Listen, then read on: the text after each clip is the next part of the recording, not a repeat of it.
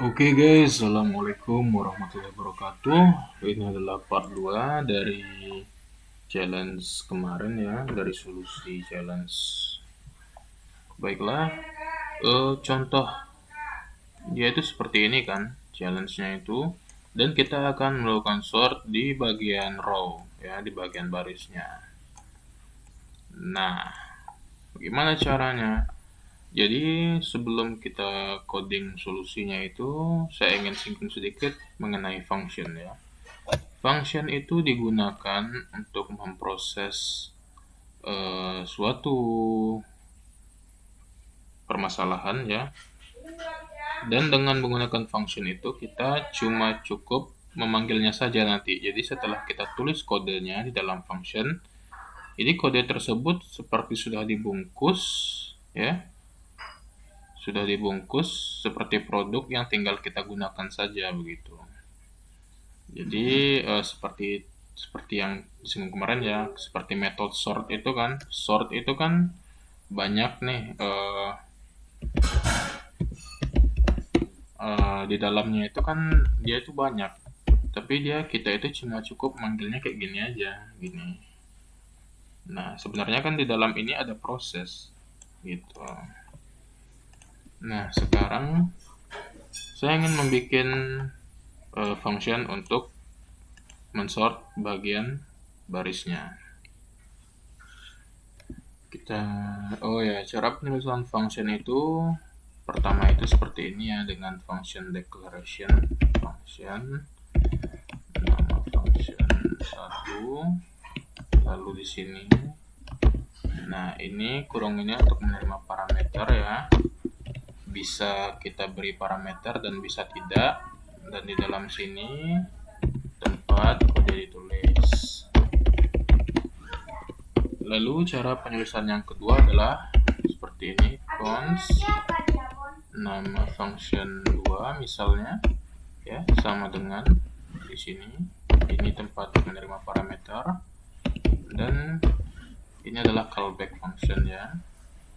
Di sini tempat kode ditulis.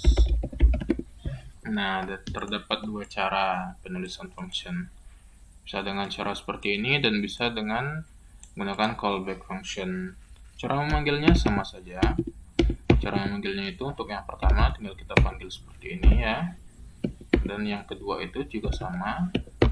Seperti ini juga. Kita beri parameternya. Misal di sini. Di sini ini console.log ya.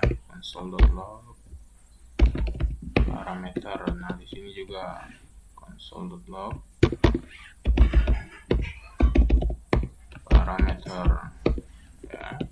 Berarti untuk yang di pertama kita berikan parameternya itu pertama, ini kedua. Oke, kita jalankan di node. Nah, dia keluar. Berarti memang benar kedua ini bisa dipakai ya. Kedua bentuk ini adalah cara penulisan function ya. Oke. Dan untuk sekarang saya ingin memakai yang cara pertama saja ya, dengan menggunakan function declaration. Oke, sekarang kita akan memecahkan permasalahan ini ya. Kita akan melakukan sort di dalam array ini ya, array of array. Baiklah, cara yang pertama bagaimana? Pertama sekali kita perlu menentukan indeks ya, indeks dari yang akan kita pecahkan. Nah, berarti nanti function kita ini akan menerima indeks. Nah, berarti parameter ini kita ganti saja menjadi indeks ya. Indeks supaya nanti yang diproses kita berikan function indeks keberapa gitu. Kita kan function kita ini nanti namanya itu untuk sort ya. Sort baris. Nah, sort baris indeks keberapa. Berarti ini kan indeks nih, indeks ke 0, 1, 2, 3. Dan di dalam sini dia juga punya 3 indeks ya. Di contoh indeks ke-0, dia juga punya 3 indeks, di mana contoh indeks ke-0, indeks ke-0-nya 1. Contoh indeks ke-0, indeks ke-1 adalah 2. Contoh indeks ke-0, indeks kedua adalah 3, dan begitu seterusnya. Oke. Nah, di sini kita akan lakukan sort ya. Jadi ini karena indeksnya sudah ada, berarti pertama kita akan membuat variabel temp ya, sebagai tempat penampung. Nah, di sini dalam temp ini, bukan dalam temp, di bawahnya itu kita beri for.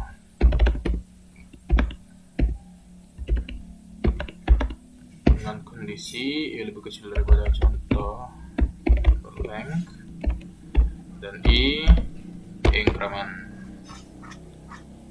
Oke, seperti yang sudah disinggung pada part 1 ya.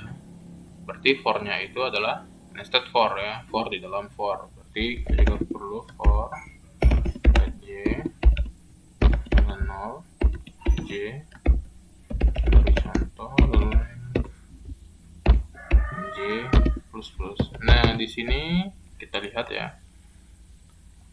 Kita akan memerlukan contoh indeks ke. Nah, di sini baru contoh.length. Kalau contoh.length berarti dia mengambil seluruh data ini. Ya, contoh.length. Length contoh ini ada berapa? Length contoh ini ada 4. Nah, kan i sama dengan 0. I lebih kecil dari contoh.length. Berarti ketika misalnya di sini kan, di sini itu kita berikan seperti ini. Contoh ke i. Contoh ke i, misalnya i sama dengan 0. Contoh ke 0 adalah ini. Kalau i sama dengan 1, contoh ke 1, indeks ke 1 adalah ini. Nah, berarti kita perlu memberikan kondisi yang spesifik. Berarti caranya bagaimana? Caranya di contoh ini, kita berikan dulu indeks. Oke. Di bawah sini juga indeks. Agar apa? Agar dia spesifik gitu. Soalnya contoh di sini kita berikan sort baris indeks ke-1 misalkan. Indeks ke-1 yang mana? Yang ini. Nah, berarti contoh indeks ke-1 dot length. Nah, gini kan pas nih, contoh indeks ke-1 dot length, berarti ada 4 lengthnya ya. Nah, berarti ketika kita berikan di sini contoh indeks ke length i, nah di sini nanti dia sifatnya dinamis. Kok contoh indeks ya. Nah, ini sifatnya dinamis. Indeks ini kan datangnya dari sini. Nah, dari sini berarti yang ini, indeks yang pertama. Dia masuk dari sini, berarti ini adalah indeks yang pertama. Dan ini dia tidak dinamis ya, dia tetap di sini. Yang dinamis itu adalah i-nya, karena i-nya increment kan, i-nya bertambah. Ketika i 0, ketika i sama dengan 1, i sama dengan 2, i sama dengan 3, i sama dengan 4, i sama dengan 5 gitu. Ya. Kan ini yang berubah, berarti nanti pas dia di contoh indeks ke indeks ya, kita berikan 1 di sini, i-nya berubah. Nah, i-nya itu menunjukkan ini, i sama dengan 0 adalah 5, i sama dengan 1 6, i sama dengan 2 7, i sama dengan 3 8. Gitu. Oke, sampai sini. Sekarang kita akan kita sudah menspesifikkan baris keberapa yang akan kita sort. Nah, sekarang akan kita lakukan sorting ya, seperti yang di part 1. Itu dengan cara kita berikan kondisi if contoh ke indeks ya, ke indeks ke i ya. Misalkan teman-teman itu masih ingin memastikan ya. Nah, kita akan ke console log dulu ya. Atau gini deh, perlu kita console log temp sama dengan temp.push ya, temp.push. Seperti temp ini nanti dia menerima array. Contoh indeks ke indeks ke i. Nah, di bagian terakhir nanti kita akan melakukan return temp. Nah, dan di sini kita panggil console.log sort baris pertama. Oke, not index.js. Nah, ini dia akan bertambah. Kenapa dia ininya sebanyak 4? 6-nya juga ada 4, 7 ada 4, 8 juga ada 4 biji. Karena dia itu kita melakukan fungsinya itu di dalam for yang ini ya. Nah, gitu. Karena ini kan nested for.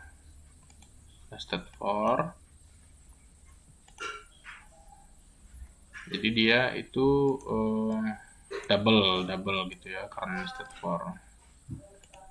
Kecuali kalau kita itu berikan dia di luar misalnya. Nah, kalau dia di luar, dia cuma segini. Oke, ini bisa teman-teman pahami ya, logiknya nanti dicoba pelan-pelan ya, sampai dapat pemahaman tentang logiknya. Yang jelas caranya itu seperti ini. Oke, kita hapus dulu ya. Kita lanjutkan. Nah, berarti di sini tadi kita berikan kondisi ya. Kondisi if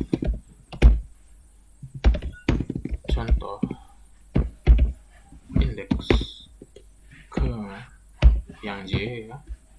Seperti yang di part 1 ya, kita membandingkan tadi dengan kita berikan dia 2 ini ya.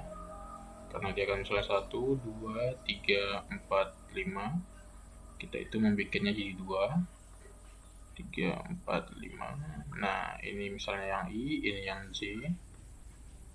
Nah, J ini yang berubah, I-nya nanti yang tetap gitu. Jadi yang bandingkannya gini, ini ke sini saat I-nya ini ya. Gitu.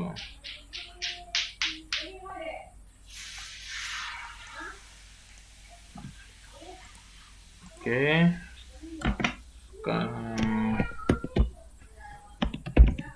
Lebih kecil dari contoh indeks yang J, maka dia akan apa ya, dia akan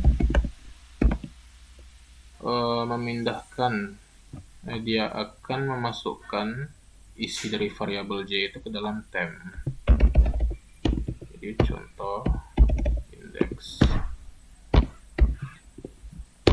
pada indeks ke J, nanti contoh ke indeks ke J itu isinya apa? Isinya adalah contoh indeks ke I ya, karena kita akan merubah posisinya ya. Oke. Nanti yang contoh indeks ke I itu isinya yang temp. Oke. Karena nanti kita akan merubah posisinya ya. Ini ke sini gitu kan. ya, seperti yang di part 1 itu. Nah, setelah begini, maka bagaimana? Maka kita coba cek dulu. Kita kembalikan ke contoh. Ya. Kenapa kita nge-return contoh? Karena yang diproses di dalam ini itu adalah yang ini, variabel contoh ini. Nanti isi dari variabel contoh ini akan berubah. Ya. Sekarang kan bentuknya begini. Nah, nanti itu setelah disort bentuknya akan berubah. Posisi-posisinya gitu. Kita cobakan dulu saja ya.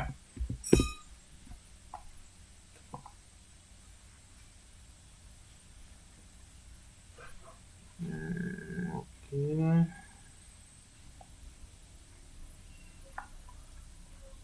Oh, ini salah. Kita seharusnya membandingkan dengan yang I ya. Kita coba lagi sekali lagi. Oke. Ini sudah berubah ya. Kita berikan, jadi di sini